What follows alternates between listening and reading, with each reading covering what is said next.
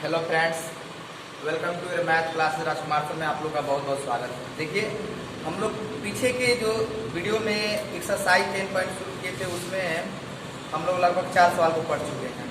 आज हम लोग को सवाल नंबर 5 देखना है, तो बिना समय गवाए हम शुरू करते हैं सवाल नंबर 5। देखिए, सवाल नंबर 5 जो है ये आपका है कि दर्शाइए कि दी हुए निम्नलिखित 3 सदिशों में से प्रत्येक मात्रक सदिश है। तो देखिए, अब इस सवाल को हम देखिए इकाई मात्रक सदिश ज्ञात करना है। इकाई मात्रक सदिश यानी इकाई मात्रक सदिश का मतलब होता है कि उसका मान 1 के बराबर हो।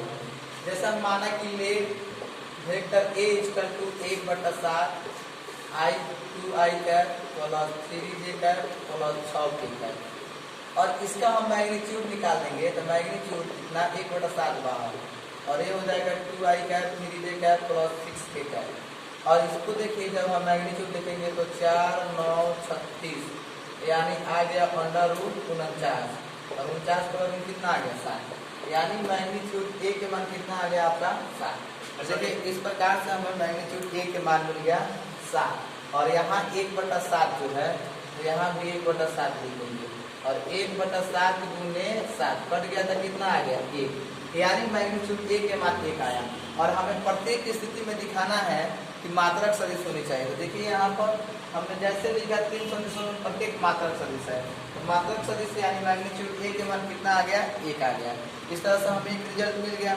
इसके बाद चलिए इसी तरह से हम यहाँ पर लेट वेक्टर b बराबर लिखेंगे 1/7 3i cap minus 6j cap plus 2k cap, 1/7, और मैग्नीट्यूड जैसे ही लिखेंगे इसको √over कर देंगे plus 2k cap 1/7 under root 9 plus 36 plus 4 1/7 गुने 49 के वर्ग में कितना आ गया 7, कट गया तो कितना 1, यानी मैग्नीट्यूड b का मान कितना आ गया 1 आ गया। यानी ये भी इकाई सदिश मिल गया आपको। यहाँ से हम आगे अगर लेट वेक्टर c = मानेंगे तो ये भी आएगा आपको क्या 1/7, और ये आ गया आपका 6i cap 2j cap minus 3k cap. अब इसको लिखेंगे मैग्नीट्यूड c, तो 1/7 6i cap 2j cap minus 3k cap. देखिए, अब इसको 1/7 अंडर रूट 36 4 प्लस 9 माइनस 3 से कॉल करेंगे तो यानी कि आ गया 1/7 49, और 1/7 गुने 7 कट गया तो कितना आ गया 1, यानी कि आप देख सकते हैं प्रत्येक स्थिति में यहाँ इकाई सदिश आ रहा है। क्योंकि जैसे ही हम इस बात को देखें कि यहाँ वेक्टर a मिल रहा है तो वेक्टर a इसका मैग्नीट्यूड निकाल रहे हैं, तो मैग्नीट्यूड a के मान कितना आ गया है 1, फिर मैग्नीट्यूड b के भी मान कितना आया 1, मैग्नीट्यूड c के मान कितना आया 1। तो जब किसी वैल्यू की जब किसी सदिश का मान 1 आएगा तो आपके इकाई सदिश होगा। यानी इस तरह से हमारा इकाई सदिश मिल गया a b c। अब इसके बाद बोला है कि यह भी दर्शाइए कि सदिश परस्पर लंबवत है। तो लंबवत होने की लंब होने की शर्त क्या है, आप थोड़ा सा इस बात को समझिए। हमने आपको एक दूसरे के लंब होने की a और b कोई दो सदिश हो तो लंब होगा, हम इसके लिए शर्त लिखवाए हैं वेक्टर a.b = 0। तो आइए अगेन अकॉर्डिंग टू क्वेश्चन, यहाँ दो सदिश हैं। एक सदिश वेक्टर a है, तो वेक्टर a बराबर है 1/7, और यहाँ मिला 2i cap plus 3j cap plus 6k cap, और वेक्टर b है कितना, तो लंब होने के शर्त हम लोग पढ़े हैं a.b = 0। a और b कोई दो सदिश है तो दोनों एक दूसरे पर लंब होगी, इसके लिए शर्त क्या होता है a.b = 0। अब हम यहाँ से LHS ले लेते हैं, तो LHS लेंगे तो LHS a के मान क्या है 1/7, और 1/7 यहाँ क्या है बाबू 2i cap 3j cap plus 6k cap मिला, फिर 1/7, फिर यहाँ b के मान क्या है 3i cap minus 6j cap plus 2k cap. अब आइए, अब LHS बराबर 1 कितना 49, और 1/49 और इसको लिखेंगे गुना करेंगे तो गुना करेंगे तो 3 दूनी कितना होगा 6 और माइनस 6 3 18 प्लस 6 दूनी 12। तो देखिए 1/49 और इसको लिख सकते हैं 18 माइनस 18। 18 माइनस 18 का 1/4 गुनी कितना 0 बराबर कितना आ गया 0। तो यानी कि a डॉट b बराबर 0। तो RHS क्या आ गया आपका 0 आ गया। तो LHS इक्वल टू RHS। तो a dot b equal to 0 यानी a डॉट b LHS में गुना किए तो RHS हमारा 0 के बराबर हो गया। तो RHS 0 के बराबर हो गया। तो इस तरह से हमें क्या मिल गया, इसका वैल्यू मिल गया a dot b equal to 0। और इससे साबित भी हो गया कि दोनों एक दूसरे के परस्पर क्या है लंबवत हैं। इस तरह से हम लोग इस बात को आसानी से समझ जाएंगे। अब आइए, अब बाबू अगर a dot b equal to 0 हो गया तो फिर आप इसी तरह आजमा के देख सकते हैं b डॉट c। तो आप लिख सकते हो vector b dot c equal to 0 और b dot c equal to 0। तो यहाँ भी आप LHS लेकर लिख सकते हैं LHS vector b dot c। तो b डॉट c b के मान आपको क्या मिला, b के मान आपको मिलेगा 1/7 3i cap minus 6j cap plus 2k cap और c के मान क्या है 1/7 6i cap plus 2j cap minus 3k cap.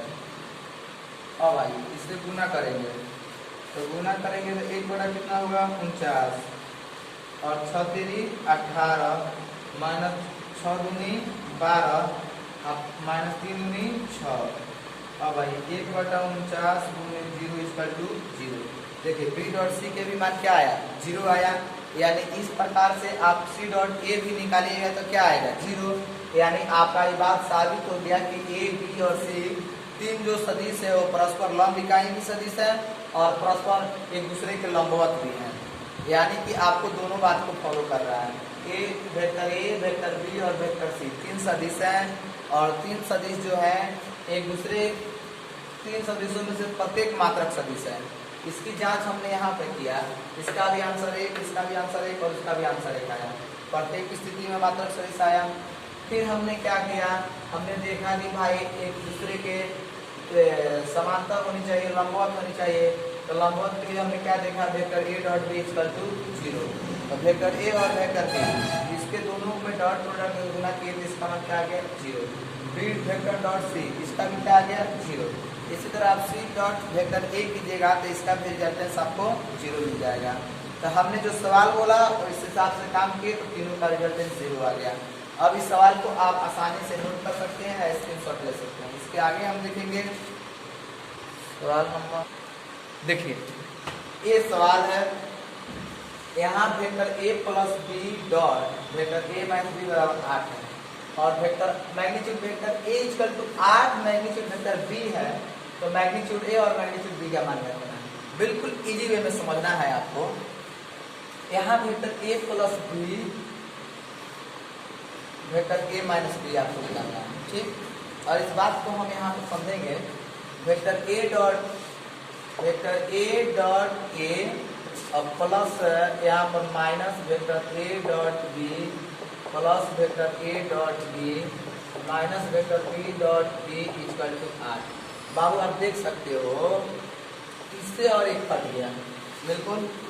अब यहाँ क्या बचा कि magnitude vector a magnitude vector a minus magnitude vector b magnitude vector b equal to 8। Magnitude a vector a के square minus magnitude b vector square बराबर कितना 8। आसानी से लिख सकते हैं क्योंकि मैग्नीट्यूड a के square vector a dot vector a के बराबर, मैग्नीट्यूड b के square vector b dot vector b के बराबर। अब आइए आप इस चीज को समझिए, जरा सा ध्यान दीजिए। हमें अगर यहाँ पर magnitude vector a equal to 8 और माइनस है तो उधर जाएगा तो क्या हो जाएगा प्लस, ये माइनस उधर जाएगा तो क्या हो जाएगा प्लस। इसके पहले एक काम करते हैं, मैग्नीट्यूड a के मान हमें पता है 8 वेक्टर b और इसका whole power 2 minus magnitude b के होल पावर 2 इक्वल टू 9। देखिए वेक्टर a के मान यहाँ शर्त दिया है magnitude a equal to 8 magnitude b। तो हमने क्या किया, हमने यहाँ से मैग्नीट्यूड ए के स्क्वायर। तो मैग्नीट्यूड ए के स्क्वायर, तो मैग्नीट्यूड ए के मान यहाँ पे है 8 मैग्नीट्यूड बी। तो हमने क्या किया है, ए की जगह भर दिया 8 मैग्नीट्यूड बी के होल पावर 2, 8 के पावर 2 64, और 64 है और हटेगा स्क्वायर यहाँ से मैग्नीट्यूड, तो ये आ जाएगा 64 मैग्नीट्यूड बी के पावर 2, अब माइनस मैग्नीट्यूड बी के पावर 2 इक्वल टू 8। बाबू यहाँ 64 मैग्नीट्यूड बी के पावर 2 है और यहाँ से 1 मैग्नीट्यूड बी के पावर 2 है, आप घटाओगे तो आपको रिजल्ट मिलेगा मैग्नीट्यूड बी के पावर 2 इक्वल टू 8।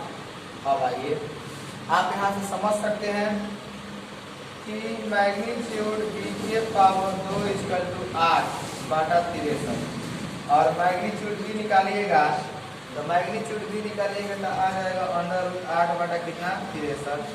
अब आइए 8 4 दूनी 8, 2 रूट 2 और 63 963 3 रूट 7, यानी कि आपको मैग्नीट्यूड बी के मान 8 4 दूनी 8 2 और 963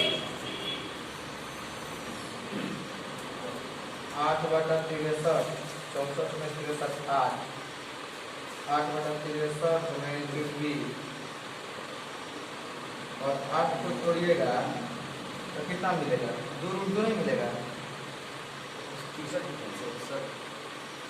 64 में से 1 जाएगा 63, और मैग्नीट्यूड बी, तो मैग्नीट्यूड बी के पावर 2 8 बटा 63 होगा, और 8 का वर्गमूल 2 रूट 2 और 63 का 963, तो 963 तो 3 बाहर आ गया, 3 रूट 7 आ गया। अब चलिए अब हमें मैग्नीट्यूड बी के मान मिल गया, और यहाँ से हमें मैग्नीट्यूड बी क्वेश्चन में पूछा था, इसका एक आंसर हमें प्राप्त हो गया। लेकिन अब हमें यहाँ से निकालना है मैग्नीट्यूड ए के मान। बिल्कुल कोई दिक्कत नहीं है, अगेन अकॉर्डिंग टू क्वेश्चन बोला है बाबू साहब ने दिया है कि मैग्नीट्यूड ए बराबर 8 मैग्नीट्यूड बी।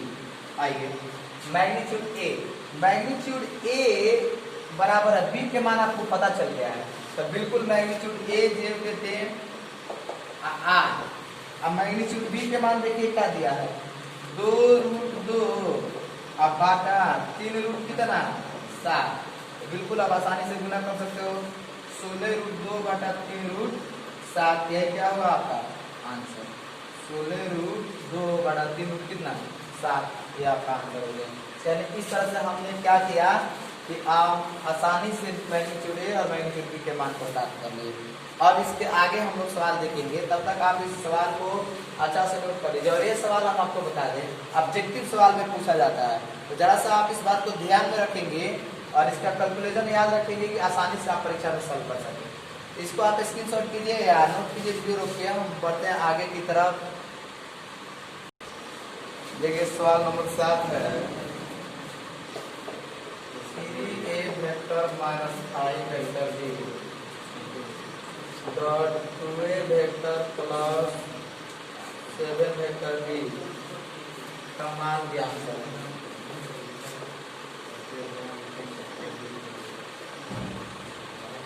का मान ज्ञात करें। देखिए इसका मान ज्ञात करना है, बिल्कुल हम लोग इसको एकदम आसानी से कैलकुलेट करेंगे। 3 vector a minus 5 vector B 2 vector A plus 7 vector B. आइए इसको गुना करते हैं, तो गुना करेंगे तो आ जाएगा 3 गुना 6 dot vector A dot vector B plus 7 के 21 vector A dot vector B minus 7 5 दूनी के 10 vector A dot vector B. आप डॉट प्रोडक्ट में बी डॉट ए या ए डॉट बी लिखिए, कोई अंतर नहीं पड़ता है, लेकिन वही क्रॉस प्रोडक्ट में इसका रूल चेंज हो जाता है। तो यहाँ बी डॉट ए आएगा चाहे ए डॉट बी, इससे कोई अंतर नहीं, तो हम ए डॉट बी लिखते हैं। उसके बाद प्लस माइनस 7 × 35 मैग्नीट्यूड बी के स्क्वायर। देखिए अब यहाँ आएगा 6 मैग्नीट्यूड ए के स्क्वायर, 21 में से 10 जाएगा तो 11 magnitude A magnitude B minus 35 magnitude B के स्क्वायर। यही इसका आंसर होगा। यानी आसानी से हम लोग इसको सॉल्व कर सकते हैं कि 7 है तो आप इसको यहाँ पे 6 ए डॉट ए को मैग्नीट्यूड ए के स्क्वायर ये भी प्रॉपर्टी हम लोग पढ़े हैं थ्योरी में। ऑब्जेक्टिव सवाल के लिए काम होता है कि vector A dot A magnitude A के स्क्वायर हो जाता है, और 21 vector A dot B minus 10 vector A dot B, 21 में से 10 जाएगा तो क्या बचेगा 11, तो आ जाएगा 11 vector A dot vector B minus 35 magnitude vector B के स्क्वायर। ये हो गया आपका सवाल नंबर कितना 7। इसके आगे हम लोग सवाल नंबर, इस पे आधारित कुछ सवाल हम आपको देते हैं जो आप सब करके आइएगा। तो देखिए कुछ सवाल हम दे देते हैं। 4 vector A minus 3 vector B dot 4 vector A plus 5 vector B. आप इसको आसानी से कैलकुलेट कर सकते हैं। ऐसा ही सवाल हम आपको और देते हैं। 5 vector A minus 2 vector B plus 3 vector A plus 5 vector B. इन सवालों को आप ऐसे ही सॉल्व करके आप अपने कॉपी में बनाइएगा, और इसमें हम लोग मात्र सवाल नंबर 7 तक ही पढ़े। फिर हम इसके आगे की वीडियो में देखेंगे नेक्स्ट सवाल। तब तक के लिए धन्यवाद, फिर मिलेंगे अगले वीडियो में।